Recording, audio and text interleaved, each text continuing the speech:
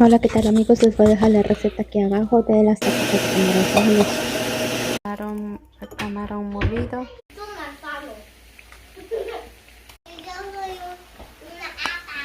¿Cuántos chiles?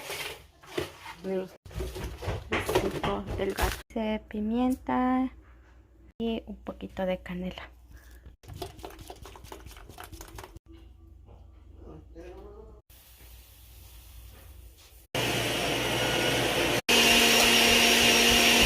El jitomate con el ajonjolí.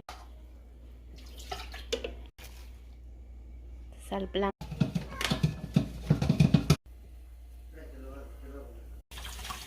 Están lavando los nopales.